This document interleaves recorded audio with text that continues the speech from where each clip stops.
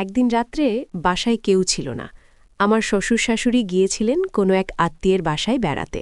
আমাদের কোনো এক আত্মীয় নাকি অসুস্থ ছিলেন, কিন্তু রাত বেশি হয়ে যাওয়ায় তারা আর ফিরতে পারেননি। আর এদিকে আমারও তখন খুব ভয় লাগছিল। বাইরে প্রচুর ঝড় বৃষ্টি হচ্ছিল, যে কারণেই আমি আমার ছোট ভাই অনুপকে বললাম, ভাই অনুপ, এই ঝড় বৃষ্টির রাত্রে আমার খুব ভয় লাগছে। বাড়িতে কেউ নাই, বাইরে প্রচণ্ড বজ্রপাত হচ্ছে। চলো আজকে আমরা সবাই এক রুমে অবস্থান করি, তাহলে বাইরে জোরে জোরে বজ্রপাত হলেও আমরা ভয় পাব না। আমার কথা শুনে আমার ছোট ভাই বলল, ঠিক আছে দিদি, তাহলে চলো। তারপর বন্ধুরা আমরা সেখানে অবস্থান করতে থাকলাম, কিন্তু বাইরের ঝড় বৃষ্টি কোনোভাবেই থামছিল না। এমত অবস্থায় আমরা সকলের চোখে ঘুম চলে আসে, যার ফলে এখানেই আমরা সকলেই ঘুমিয়ে যাই। কিন্তু রাত যখন গভীর হল, সবাই যখন গভীর ঘুমে বিভোর, তখন আমার ছোট ভাই। বন্ধুরা, আজকের গল্পটি অনেক অনেক ইন্টারেস্টিং। আশা করি তোমরা পুরো গল্পটি শুনলে অনেক মজা পাবে। তবে বন্ধুরা, গল্পটি শুরু করার পূর্বে তোমাদের নিকট আমার ছোট্ট অনুরোধ, তোমরা দয়া করে আমার চ্যানেলটিকে সাবস্ক্রাইব করে আমাকে সাপোর্ট করবা। তাহলে চলো বন্ধুরা, গল্পটি শুরু করি। হ্যালো বন্ধুরা, আমি দীপা সেন। আমি কলকাতার একজন মেয়ে। গোপনীয়তা রক্ষা করার জন্য এখানে আমি আমার ছদ্মনাম ব্যবহার করেছি। বন্ধুরা, আমি আজকে তোমাদেরকে বলবো আমার নিজের বাস্তব জীবনের একটি গল্প, যেখানে আমারই আপন ছোট ভাই, যে কিনা আমার চাইতে ৪-৫ বছরের ছোট, সে মাঝে মধ্যে বিভিন্ন অজুহাতে প্রায় সময় আমাকে নিয়ে মার্কেটে যেত। যেহেতু আমার স্বামী বিদেশে থাকতেন, তাই আমার কোথাও ঘোরাঘুরি করার জন্য কোনো বিশ্বস্ত লোক ছিল না। আমি আমার ছোট ভাইকে প্রচণ্ড বিশ্বাস করতাম। আমার ছোট ভাইও আমাকে প্রচণ্ড বিশ্বাস করত। আমি যেখানেই যেতাম আমার ছোট ভাইকে নিয়ে যেতাম, আর ছোট ভাইও যেখানে যেত আমাকে নিয়ে যেত। আমার ছোট ভাই ছিল অবিবাহিত। এক পর্যায়ে আমরা দুই ভাই বোনের মধ্যে গভীর বন্ধুত্বের সৃষ্টি হয়ে গেল। আর সেই বন্ধুত্ব দেখেই বন্ধুরা কিভাবে আমার ছোট ভাই আমার স্বামীর সংসারের বাজার স্থায়ী সহ সমস্ত রকম অভাব পূরণ করত, সেই গল্পটি আজকে তোমাদেরকে বলবো। তাহলে চলো বন্ধুরা, মূল গল্পে আসা যাক। বন্ধুরা, আমার ৯ বছরের মাথায় বিয়ে হয় প্রবাসী এক ছেলের সাথে। আমার স্বামী দীর্ঘদিন ধরে প্রবাসে থাকে। বন্ধুরা, আমার বিয়ের ৬ মাস পরেই আমার স্বামী বিদেশ চলে যায়। যবে থেকেই বন্ধুরা আমার বিয়ে হয়েছে, তবে থেকেই আমার স্বামী আমাকে অনেক ভালোবাসত, আমাকে কোনো কিছুর অভাব দিত না। বিয়ের পর আমরা ৬ মাস একসাথে ছিলাম। আমার স্বামীর আচার ব্যবহারও অনেক সুন্দর, অনেক ভালো ছিল। আমার স্বামী দেখতেও অনেক হ্যান্ডসাম ছিল। যতদিন আমার স্বামী বাড়িতে ছিল, ততদিন উনি আমাকে প্রচুর সময় দিয়েছে। কিন্তু কষ্ট লেগেছে তখন, যখন আমার স্বামী আমাকে ছেড়ে ৩ বছরের জন্য বিদেশ চলে গেল। আমি আমার স্বামীর বিদেশ চলে যাওয়াটা কোনোভাবেই মেনে নিতে পারছিলাম না। আমার একা একা থাকতে খুবই কষ্ট হচ্ছিল, তাই কষ্ট নিবারণের জন্য ভিন্ন কিছু উপায় খুঁজতে শুরু করলাম। এভাবেই চলে গেল বন্ধুরা আমার বিয়ের ২ বছর। এরই মধ্যে আমার একটি মেয়ের সন্তানও হয়ে গেল। আমার ছোট্ট মেয়েটাকে নিয়ে আমার খুব সুখের সংসারেই চলছিল। যদিও আমার স্বামী আমাকে কোনো কিছুর অভাব দিত না, কিন্তু আমার স্বামী বিদেশ থাকায় আমি চাইলেও অন্য কোনো কিছু সম্ভব হতো না। কোনো কিছুর অভাব না থাকলেও কষ্ট মনের মধ্যে সবসময় রয়ে যেত আমার স্বামী বিদেশ থাকার কারণে। বন্ধুরা, আমি একটু ধার্মিক টাইপের মেয়ে ছিলাম। ভগবানকে সবসময় প্রণাম করতাম, সবসময় সত্যের পথে থাকতাম, যে কারণেই স্বামীকে কখনো ঠকানোর চেষ্টা করতাম না। আর সবচেয়ে বড় কথা বন্ধুরা, আমি আমার বাবা মা এবং আমার স্বামীর পরিবারের মান সম্মানের কথা অনেক বেশি চিন্তা করে করতাম, যে কারণেই আমি স্বামীকে রেখে অন্য কোনো কিছুর চিন্তাভাবনা করতে পারতাম না। এটা আমার বিবেকে বাধ্য। কিন্তু এভাবে বন্ধুরা মানুষ কতদিন থাকতে পারে? প্রকৃতিরও তো আলাদা শক্তি আছে। মানুষ কোনো না কোনো সময় প্রকৃতির কাছে হার মানতেই হয়। আমারও ঠিক তাই হলো বন্ধুরা, সময়ে আমি প্রকৃতির কাছে পরাজিত হয়ে গেলাম। তো কিভাবে পরাজিত হলাম, সেই ঘটনাটাই বন্ধুরা এখন তোমাদেরকে আমি বলছি। বন্ধুরা, আমার একটি ছোট্ট ভাই ছিল। তার নাম ছিল অনুপ সেন, যে কিনা আমার চাইতে বয়সে ৪-৫ বছরের ছোট হবে। সে দেখতে অনেকটা কিউট ছেলে, অনেক স্মার্ট, অনেক হ্যান্ডসাম। সে আমাকে সবসময় দিদি বলে ডাকত এবং সে আমাকে অনেক অনেক ভালোবাসত। আসলে বন্ধুরা, ভাই বোনের ভালোবাসা যেরকম হয়। একদিন সে আমাদের বাড়িতে আমার ছোট্ট মেয়েটা চম্পাকে ডাকার জন্য আমার স্বামীর বাড়িতে এলো। সাথে অনেক মিষ্টি দই এবং আমার মেয়ের জন্য অনেক কিছুই নিয়ে এলো।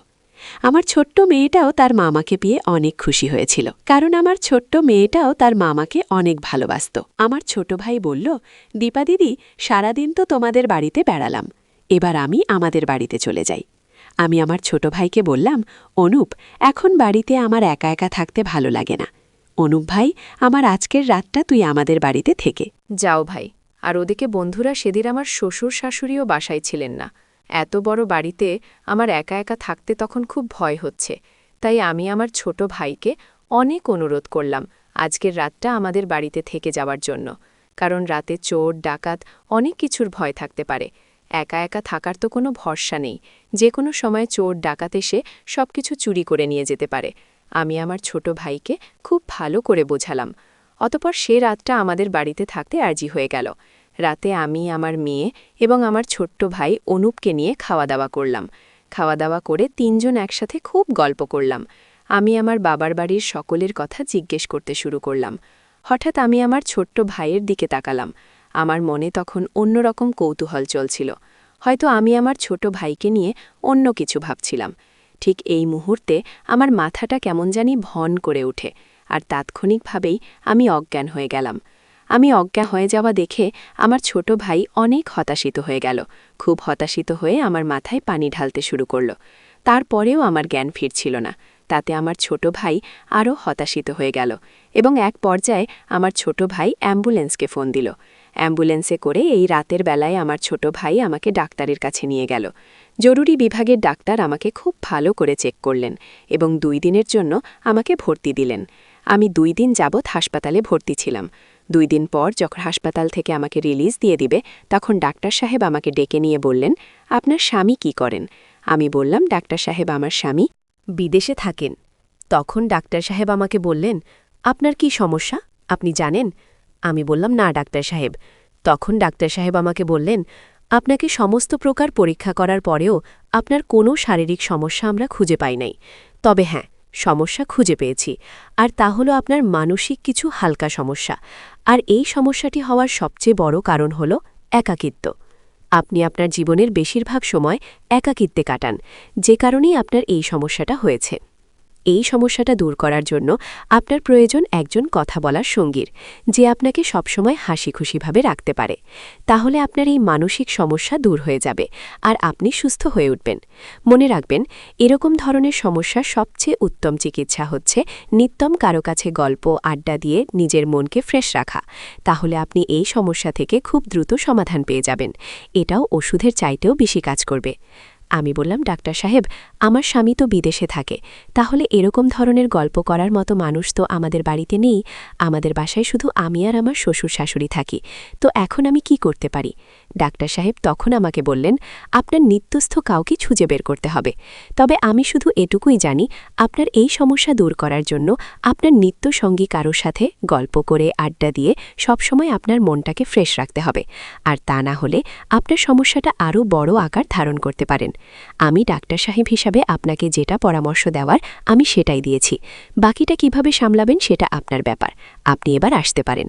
আমি বললাম, ঠিক আছে ডাক্তার সাহেব।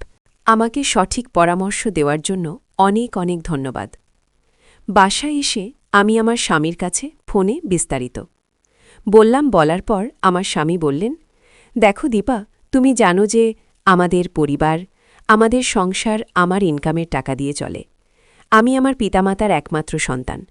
আর তাছাড়াও ডেনমার্কের ব্যবসা বাণিজ্য সবকিছুর ব্যবস্থা আমি করে ফেলেছি এবং সেখানে ভালো টাকাও ইনভেস্ট করে ফেলেছি। আমি চেয়েছিলাম তোমাকে আমার কাছে নিয়ে আসতে, কিন্তু আমার বাবা মা ডেনমার্কে এসে থাকতে পারে না, তারা অসুস্থ হয়ে গেছেন। আমি বাধ্য হয়েই তোমাকে আমার বাবা মায়ের কাছে রেখেছি, কারণ দীপা, তোমাকে আমি অনেক বিশ্বাস করি, তোমাকে আমি অনেক ভালোবাসি। তোমার প্রতি আমার শতভাগ ভরসা আছে যে আমার বাবা মা তোমার কাছে থাকলে আমার বাবা মা কোনো দিন কষ্ট পাবেন না, আর আমার বাবা মার কোনো কিছুর অভাব তুমি কোনো দিন দেবে না। সেই বিশ্বাসটা আমার তোমার প্রতি শতভাগ আছে, যে কারণেই দীপা, আমার কষ্ট হওয়ার পরেও আমি আমার বাবা মায়ের কাছে তোমাকে রেখেছি। ঠিক আছে দীপা, তুমি কোনো চিন্তা করিও না। আর কয়েকটা দিন ধৈর্য ধরো দীপা, দেখি তোমার জন্য আমি কিছু করতে পারি কিনা। কি বলো বন্ধুরা?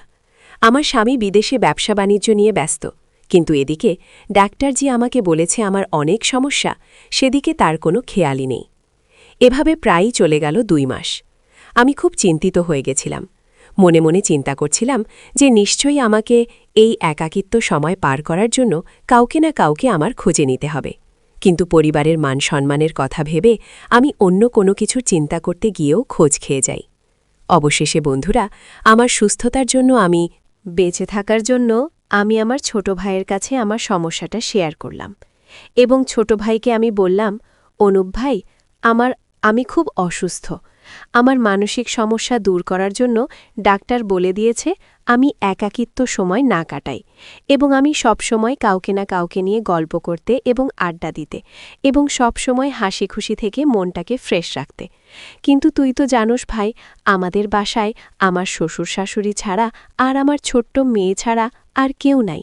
কারোর সাথে যে একটু গল্প করব, আড্ডা দেব, এরকম ধরনের কোনো মানুষ নাই। আর ডাক্তার বলেছে এই একাকিত্বের কারণেই আমার এই সমস্যাটা হয়েছে। প্লিজ ভাই, তুই আমাদের বাসায় চলে আয়। না, আমি বাবা মাকে বলে দেব তুই আমাদের বাসায় এলে তুই যা চাবি আমি তাই দিই। তোকে ভালো ভালো খাবার দেব, তোকে পড়ালেখার খরচ দেব, তোকে নিয়ে মার্কেটে যাব, তোকে ভালো ভালো জামাকাপড় কিনে দেব। কি বল বন্ধুরা? আমার ছোট ভাই তো তার বয়সে আর কত, এইমাত্র 1-4 বা 1-5 হবে, এখনও অবুঝ ছেলে। তাকে অনেক বুঝিয়ে শুনিয়ে আমার এখানে নিয়ে আসলাম। তারপর বন্ধুরা, প্রতিদিন রাতে আমার ছোট ভাইয়ের পড়ালেখার মাঝে মাঝে আমি তার সাথে গল্প এবং আড্ডা দিতাম। আমার খুব ভালোই লাগত। সময় কাটতে এভাবে আড্ডা দিতে দিতে আমার ছোট ভাই আর আমার মধ্যে বন্ধুত্বপূর্ণ সম্পর্ক গড়ে ওঠে। সময় আসে আমি আমার ছোট ভাইকে ছাড়া কোথাও যাই না, সেও আমাকে ছাড়া কোথায় যায় না। আমি কোথাও গেলে, মার্কেটে গেলে, যে কোনো জায়গায় যাই, সে আমার সাথে সাথে যায়। মানে সে আমার ছোট ভাই হলে কি হবে, সে আমার বন্ধুর মতোই সবসময় আমাকে পাহারা দিয়ে রাখে। বিশ্বাসটা আমার কাছে খুবই ভালো লাগে। একদিন রাত্রে বন্ধুরা, বাসায় কেউ ছিল না। আমার শ্বশুর শাশুড়ি গিয়েছিলেন কোনো এক আত্মীয়ের বাসায় বেড়াতে। আমাদের কোনো এক আত্মীয় নাকি অসুস্থ ছিলেন, কিন্তু রাত বেশি হয়ে যাওয়ায় তারা আর ফিরতে পারেননি। আর এদিকে আমারও তখন খুব ভয় ভয় লাগছিল। বাইরে প্রচুর ঝড় বৃষ্টি হচ্ছিল, যে কারণেই আমি আমার ছোট ভাই অনুপকে বললাম, ভাই অনুপ, এই ঝড় বৃষ্টির রাত্রে আমার খুব ভয় লাগছে। বাড়িতে কেউ নাই, বাইরে প্রচণ্ড বজ্রপাত হচ্ছে। চল আজকে আমরা সবাই এক রুমে অবস্থান করি, তাহলে বাইরে জোরে জোরে বজ্রপাত হলেও আমরা ভয় পাব না। আমার কথা শুনে আমার ছোট ভাই বলে, ঠিক আছে দিদি, তাহলে চলো। তারপর বন্ধুরা আমরা সেখানে অবস্থান করতে থাকলাম। কিন্তু বাইরের ঝড় বৃষ্টি কোনোভাবেই থামছিল না। এমত অবস্থায় আমরা সকলের চোখে ঘুম চলে আসে, যার ফলে এখানেই আমরা সকলেই ঘুমিয়ে যাই। কিন্তু রাত যখন গভীর হল, সবাই যখন গভীর ঘুমে বিভোর, তখন আমার ছোট ভাই আমার মানসিক প্রশান্তি দূর করার জন্য অথবা প্রকৃতির এক অনুপম দৃষ্টান্তে পড়ে এমন একটি চিকিৎসা করেছিল, যার ফলে আমি আমার মানসিক অশান্তি থেকে পরিপূর্ণ সুস্থতা পেয়েছিলাম। তারপর আমি আমার ভাইকে জিজ্ঞেস করলাম, ভাই, তুই এত ভালো চিকিৎসা জানিস, তারপরও তুই এতদিন আমাকে কেন চিকিৎসা করিসনি? আর তুই এত ভালো চিকিৎসা কোথায় থেকে শিখেছিস? তখন আমার ছোট ভাই বলল, দিদি, আমি আমার দিদার কাছ থেকে শিখেছি। আমি বললাম, ও তাই? তাহলে বোঝা যাচ্ছে এটা আমাদের বংশগত রোগ।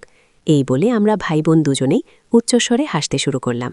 শেষে বন্ধুরা, আমি তোমাদেরকে বলতে চাই, নিজের মানুষ অর্থাৎ নিজের কাছের মানুষ যদি কাউকে গুরুত্ব না দেয়, সময় না দেয়, তাহলে তার এই কাছের মানুষটা যতই ঠিক থাকার চেষ্টা করুক না কেন, সে একসময় হয়তো প্রকৃতির টানে অথবা প্রযোজনের টানে ভুল কিছু করাটাই স্বাভাবিক, যেমনটি হয়েছিল আমার জীবনে। তো আপনারা যদি বন্ধুরা কেউ আমার মতো এরকম পরিস্থিতিতে পড়ে থাকেন, তাহলে অবশ্যই নিজের আপন মানুষদেরকে আপনারা ভালো সময় দেবেন, তাদেরকে বুঝিয়ে শুনিয়ে রাখার চেষ্টা করবেন, তাদের অভাবটা পূরণ করার সর্বোচ্চ চেষ্টা করবেন। তাহলে আপনারা এরকম ধরনের সমস্যা থেকে মুক্তি পেতে পারেন বলে আমার দৃঢ় বিশ্বাস। বন্ধুরা, আজকে এই পর্যন্তই। আবারও আসুক তোমাদের মধ্যে নতুন কোনো ভিডিও নিয়ে। ভিডিওটি যদি তোমাদের ভালো লাগে তাহলে একটি লাইক দাও। প্রতিদিন আমি তোমাদেরকে করে নতুন গল্প উপহার দিব।